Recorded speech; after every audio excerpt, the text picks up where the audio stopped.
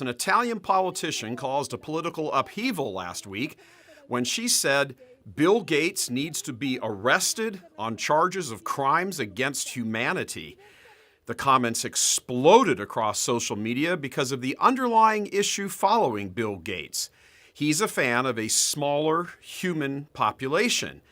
And while he routinely pushes contraception and abortion as a means to lessen or decrease the number of new arrivals on the planet, there's another concern about him that raises even more eyebrows.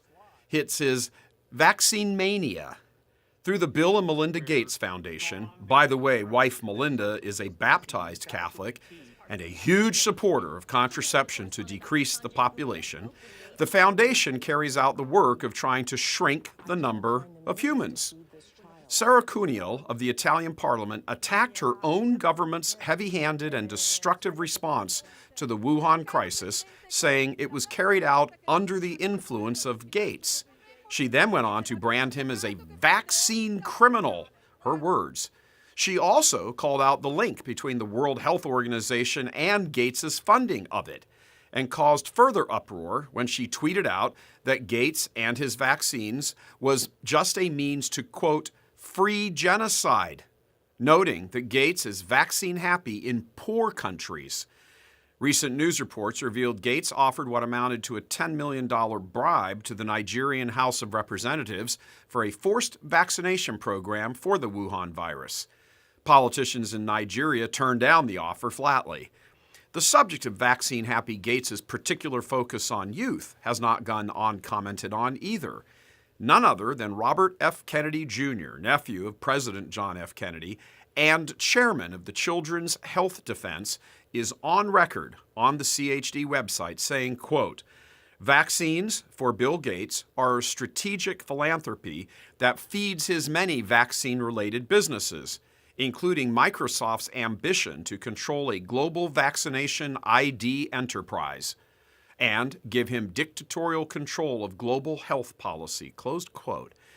In 2000, Gates was allowed into India to direct the nation's immunization effort against polio. Under his leadership, up to 50 doses of polio vaccines were administered to enormous numbers of Indian children before they turned 5 years old.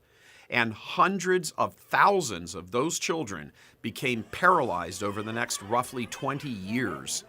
While he was advancing his polio effort in India, he started up another vaccine program testing experimental HPV vaccines designed to protect against sexual infection. In 1 year alone, 2009, 23,000 young girls in India were inoculated. According to Kennedy, 1,200 suffered severe side effects, with 7 young girls actually dying. As if India wasn't enough, Gates took his vaccine tour to Africa, where 50 of the 500 vaccinated children there developed paralysis. The left is always yammering on about colonialism, but apparently it's okay for leftist white men to use a nation to advance their social engineering, especially a black nation. Newspapers in South Africa took note. Quote, we are guinea pigs for the drug makers, blared the headlines. So why does any of this matter beyond the level of pure disgust? Because Gates' money opens whatever doors he wants open, and right now, vaccines are all the rage. There's a love triangle between Dr. Anthony Fauci, the WHO, and Bill Gates, an interrelationship that many are becoming extremely bothered by, particularly in light of leftist governors talking about mandatory vaccines and penalties for refusing. Lots of ideas are being dropped into the media about travel cards, certificates to prove you've been vaccinated before you're going to be allowed into a store, and so forth. Perhaps the wisest advice on all of this is that same Italian Minister of Parliament who said a resistance must form against the lockdown measures and a refusal to submit to any mandatory vaccine program that might be presented by Gates and his allies in the medical industrial complex. This story is only now taking shape. Be assured, there is much more to come. Much more. God love you. I'm Michael Voris.